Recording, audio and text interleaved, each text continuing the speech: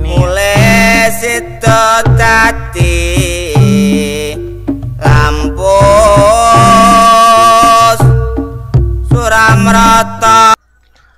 Salam budaya, rahayu, rahayu, rahayu. Jadi untuk pembahasan video kali ini kita akan membahas tentang budaya Nusantara yang ada di luar negeri, dan saya juga akan menghubungi Jero Mangkuteguh mengenai tentang tradisi dan budaya yang ada di Nusantara ini yang diuri-uri di luar negeri itu seperti apa ya. Jadi kita itu sebagai orang Indonesia, sebagai orang Nusantara itu kita itu harus bangga ya, karena di Indonesia itu punya kultur budaya yang berbeda dengan bangsa lain, dan budaya yang ada di Indonesia itu juga disukai oleh orang-orang yang ada di mancanegara. Dan kali ini saya sudah terhubung dengan Jero Mangkuteguh, dan begini Mas, seperti apa ya budaya Nusantara atau kesenian yang ada di Nusantara ini yang diuri-uri di luar negeri atau sering dilakukan, seperti contohnya Reog Ponorogo dan juga tari kesenian yang ada di Bali, tari kecak dan lain-lainnya, dan kesenian yang ada di seluruh Nusantara itu seperti apa, dan mengenai tentang Hari Raya Nyepi yang ada di luar negeri itu seperti apa ya. Dan terima kasih. Salam budaya, rahayu, swastiastu, salam sejahtera semuanya. Baiklah pemirsa, kali ini kita akan membahas budaya Nusantara dan ritual-ritual agama Nusantara yang ada di luar negeri ya. Jadi kadang-kadang kita itu turut prihatin ya, kenapa di negeri Nusantara sekarang sebagian dari kita sudah melupakan budaya kita ya, dari segi berbusana, dari segi berdoa, tata cara untuk melakukan ritual itu sudah jarang melakukan ritual-ritual atau budaya seni yang ada di Nusantara.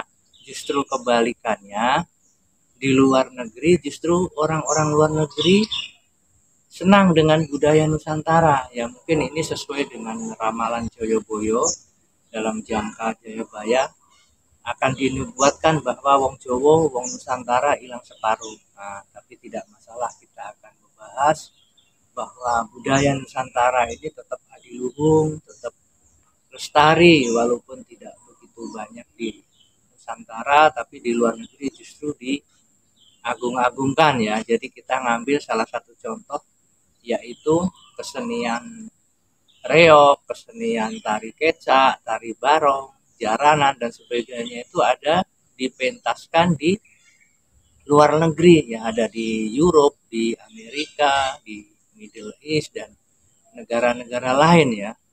Bahkan di Europe itu ya, di Belgium itu ada pura-pura Bali ya. Jadi tempat sembayangnya Hindu Bali dibangun pura dan berarsitek seperti Bali, padahal itu yang punya asli orang Belgium ya.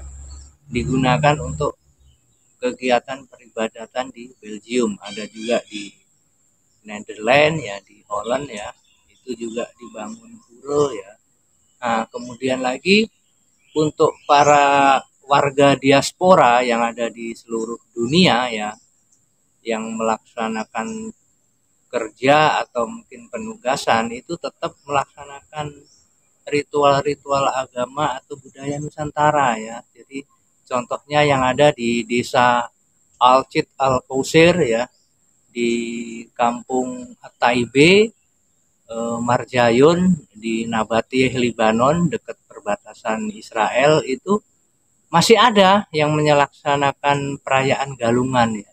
Nah, dan walaupun tempat ibadahnya sederhana ya, tidak seperti bangunan pura di Bali. Biasanya kalau di daerah Lebanon, Israel, Syria, Palestina itu menggunakan batako, tapi batakonya dari batu yang besar dan kuat ya. Nah, di Lebanon itu masih ada. Jadi umat Hindu atau umat yang lain yang masih melestarikan budaya Nusantara dengan merayakan Galungan ini juga masih ada ya. Jadi pun ada juga pemangkunya ya, jadi kita pemangkunya juga sendiri, satu negara itu melayani seluruh umat yang ada di Lebanon ya.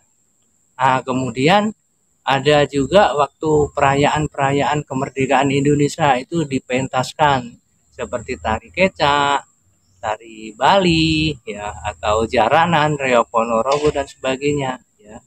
Jadi ini bahwa di mata dunia kebudayaan kita itu tidak begitu rendah ya, bahkan sangat mulia, mereka sangat mengapresiasi.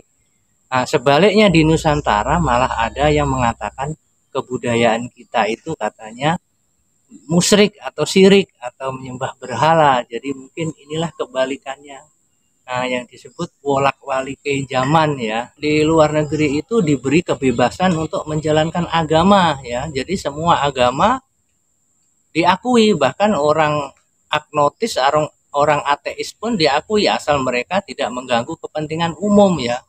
Nah, berbeda dengan di negara katanya kita dijamin memberikan kebebasan agama, tapi hanya dikasih hanya 6, yang lain tidak diakui. Itu sebetulnya bukan merupakan kebebasan agama, tapi ya itu hanya politik untuk ya membatasi agama-agama lokal, agama tradisional biar nggak berkembang. Jadi ibaratnya silahkan makan sepuasnya, ya. Eat all. Jadi makan sepuasnya, seperti kita masuk di restoran makan sepuasnya, tapi hanya disediain 6 buah ya. Nah, selain buah yang 6 itu nggak boleh. Nah, itu kan bukan kebebasan beragama, tapi memang yaitu politik untuk mengekang ini agama-agama minoritas. Nah, justru di Lebanon itu agama yang diakui itu ada 18 agama ya. Jadi masing-masing aliran pun diakui ya, seperti ya Sunni, Syiah, Drus, Maronite, Ortodok ya. Yang minoritas pun, yang kecil-kecil pun seperti Ismaili apa itu diakui ya. Terus habis itu yang agama-agama besar ya, Kristen, Jew, terus jadi semua mazhab juga, semua aliran juga diakui. Nah, itulah bedanya di negara-negara maju. Dan di sana pun agama itu tidak ditulis di KTP. Jadi agama itu hak asasi manusia. Terserah mau beragama apa, yang penting tidak mengganggu kepentingan umum. Dan kita tidak perlu tahu ya, agamanya apa gitu loh. Terus kewajiban untuk menggunakan tutup kepala juga tidak begitu seperti di Indonesia. Kalau di sana bahkan putri-putrinya sultan pun ada yang tidak pakai tutup kepala ya. Di luar publik itu hak asasi manusia ya, asal tidak saling mengganggu gitu kan. Jadi seperti di Dubai, di Turki, Lebanon, Syria itu kan. Nah, tapi sekarang dengan adanya politik peperangan yang tidak pasti ini ya, isu-isu agama itu untuk menyerang agama lain ya. Jangankan dengan beda agama, satu agama aja saling membunuh ya. Jadi itulah gunanya kenapa kita harus melestarikan budaya Nusantara kita. Karena budaya Nusantara kita itu justru meredamkan. Jadi kalau ada perbedaan, disatukan atau didamaikan ya. Kita tidak usah memikir perbedaan, tapi yang penting bersatu dalam membangun negeri ya, seperti moto Bhinneka Tunggal Ika. Nah, itu dari zaman Sriwijaya Majapahit sudah dicanangkan, makanya orang Nusantara itu sudah siap mengalami perbedaan. Tapi ya tidak tahu untuk sekarang ini Nusantara sudah ibarat mobil gitu, hanya bodinya tapi mesinnya sudah lain ya. Namanya aja Indus Nusa, Indonesia. Indus yang di pulau-pulau atau Nusantara. Tapi sebagian sudah hilang Nusantaranya, sudah nggak mau pakai baju Nusantara, sudah tidak mau pakai budaya adat Nusantara, bahkan menganggap budaya Nusantara ini budaya jahiliyah yang harus diperangi dan dimusuhi.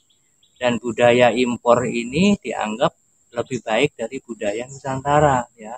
Jadi sebetulnya dunia sudah memberikan contoh ya. Saya pernah tinggal di negara perang ya, seperti di Lebanon, di Palestina, di Israel, Syria dan sebagainya.